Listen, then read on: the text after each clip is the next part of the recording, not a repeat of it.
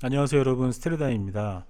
지난번에 우리 직장인 회복 심리 시간에 대상화에 대해서 먼저 얘기를 했었잖아요. 오늘은 그 두 번째 얘기인데요. 대상화에 대한 어떤 그 개념을 알았고, 그 다음에 직장은 그렇게 어떻게 인격적으로 이렇게 오고 가는 것이 아니다라는 것을 알게 되었기 때문에 이제는 오히려 그 대상화를 좀 활용할 수 있는 방안에 대해서 좀 얘기를 해볼까 해요. 대상화를 좀 활용해야 되는 부분은 뭐냐면, 일단 제 경험 먼저 좀 말씀을 드릴게요. 제가 신입사원 때였는데 어 이렇게 점심시간이었어요. 그때는 좀 약간 좀 옛날이긴 했으니까 거의 한 20년 전이었으니까요. 그때는 이제 와이셔츠에 목 딱 끝까지 이렇게 넥타이를 하고 다닐 때였거든요. 그때 이제 막내였죠. 신입사원이었고. 근데 이제 점심을 먹으러 이렇게 나갔는데요. 이 직장인들이 시간에 우르르 나가잖아요. 근데 저기 빌딩 거울에 이제 제 모습이 딱 비쳤거든요. 근데 저는 어느샌가, 저는 아직도 마음은 학생이라고 생각했던 썼던 것 같은데 제 자신을 보게 된 거예요. 이게 넥타이를 목까지 쭉 두른 약간 배 나온 아저씨가 되어 있던 거죠. 그 우르르 나가는 그 무리 안에 저는 개별적인 존재가 아니었어요.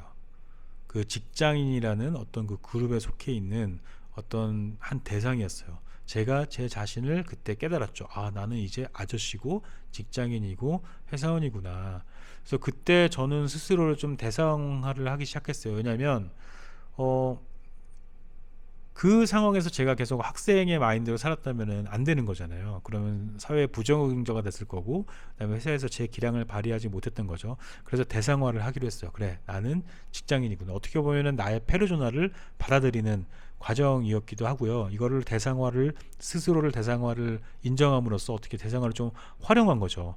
근데 이제 또 하나 이제 그 대상화를 활용할 수 있는 부분은 뭐냐면요. 이제 상대에 대한 건데요.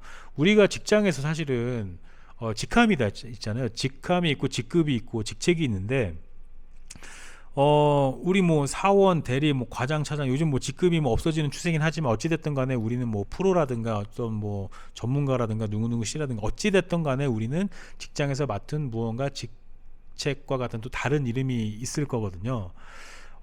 그런데 직장에서는 이런 대상화를 활용하는 것도 좀 타인에 대한 대상화를 활용하는 것도 필요해요. 우리가 어떤 사람을 볼 때 그 사람을 인간적으로 인격적으로 대해야 되는 게 맞죠. 맞는데 회사에서는 그 직책, 예를 들면 뭐 대리든 과장이든 부장이든 그러한 것으로도 볼 줄 알아야 되는 겁니다. 왜냐하면 그렇지 않으면 일이 안 되거든요.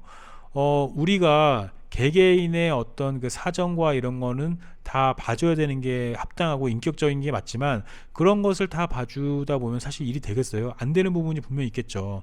그래서 그 대상화를 통해서 이분이 해야 되는 일에 대해서는 요청을 해야 되는 거죠. 그러니까 예를 들면 이런 거죠. 내가 어떤 자료를 받아야 되는데 너무 바쁘고 정말 급한 거예요. 근데 그 유관부서에 있는 분이 오늘 좀 기분이 안 좋아 보이고 뭔가 슬퍼 보이기 때문에 그러면 뭐 오늘 내가 요청을 하지 말까, 이건 아니잖아요. 그쵸? 그분의 기분이 어떻다고 하더라도 일단은 직장에서 해야 되는 일은 서로 해야 되기 때문에 그 대상화를 하게 된다면 그 과장님이나 차장님께는 요청 메일을 보낼 수밖에 없는 거죠. 그리고 내가 팀장이고 하다 보면은 우리 팀원의 어떤 그런 인격적인, 그다음에 슬픔이나 이런 걸 공감을 해줘야 되겠지만, 그것 때문에 일을 안 줄 수는 없게 되는 거잖아요. 그래서 물론 이 인격적인 것과 대상화의 그 어떤 구분이나 그 사람의 마음을 다치게 하지 않는 그 경계선은 참 어려운 일이지만 잘 지켜야 되겠지만, 어느 정도의 대상화는 꼭 필요하다는 거죠. 그래야 회사는 굴러갈 수밖에 없고요.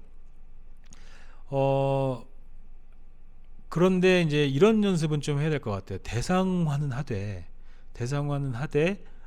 개별적인 존재로 봐주는 어떤 그런 마음은 이제 필요한 것 같아요. 이제 대상화라는 거는 사실 어떻게 보면은 집단적인 것을 한 번에 이미지화해서 이제 받아들이는 것이라고 볼 수도 있거든요.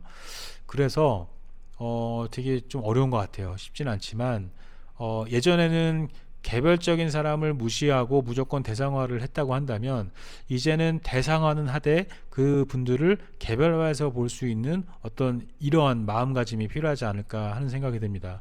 그러니까 우리가 인격적인 대접을 못 받는다고 슬퍼만 할 게 아니라, 그렇다면 나는 인격적인 대접을 해준 건가? 라는 생각을 해보시면은 좀 감이 오실 것 같아요. 내가 대상화를 통해서 부속품으로 되고 싶지 않은 것처럼 다른 분들도 그러고 싶지는 않거든요. 그러면은 그럴 때는 어떻게 해야 되느냐?